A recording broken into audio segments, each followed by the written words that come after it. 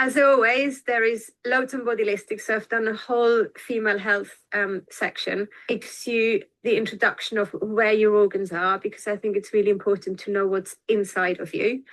And then it gives you the Stonehenge. We'll have a look at that one in a second.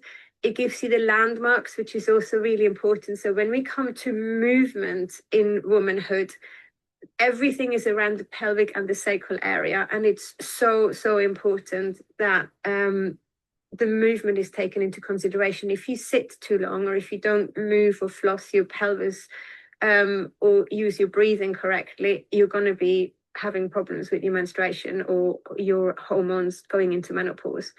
So the biomechanics, how to use your core, how to support with, you can have a fascial support to help you strengthen and feel better when you are bleeding. And then this is very important, prevention in your daily life. It is in your daily life that you can help your hormonal balance, because the ovaries are in your pelvic area as well. So if you compress them, your hormones will be interrupted. And also just where the actual organs are. So your daily life positions are really important. And then we have exercises. So if you do experience going through any stage of your womanhood, these exercises are really, really good to help. You'll see the breathing again, just to help floss and move the pelvic area.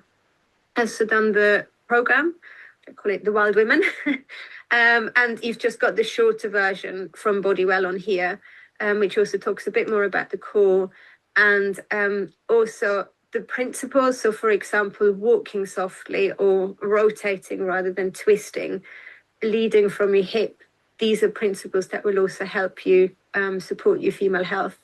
And then how to do the exercises. So if you do crunches or core exercises, you want to do them in a very gentle and organic way, so you don't compress organs.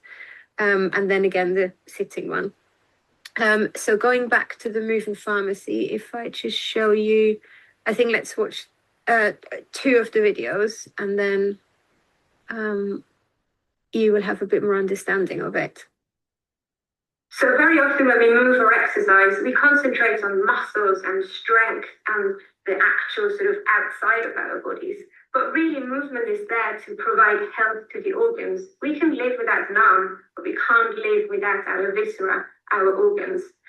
So we want to make sure that there is always a lot of movement provided in those visceral spaces. Now, what have you actually got inside of you? The food comes through your mouth, into your stomach, and into your belly. So what is down here is your pelvic organs. They consist of your bladder and your rectum, which is part of your whole intestines coming into that space, and then your rectum is in the back.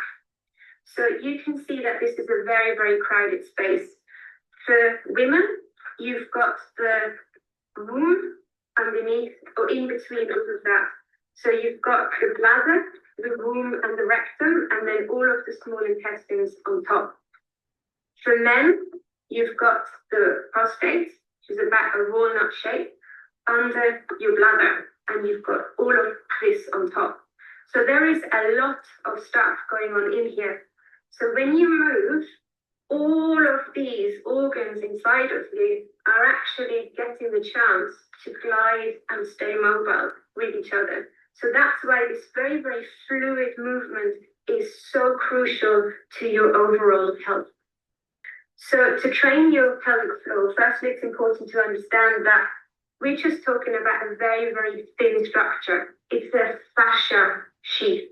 So the fascia is as thin as this. It's not a muscle, a tangible muscle, but even a muscle consists of loads of little sheaths building up together to make a firm structure. So it's really important to not think that your pelvic floor is a really dense sheath. It's in the pelvic floor here. So here where I've just thrown you right into the deep end. This is such a huge topic, and it can bring up quite a lot of things as well, emotional or thought-wise or energy-wise or just provoking, triggering things. So please do let me know. Do book in for your one-to-one session. This is really the space where I would love to have a bit more time for conversation, and also make it very specific and private and personal to you.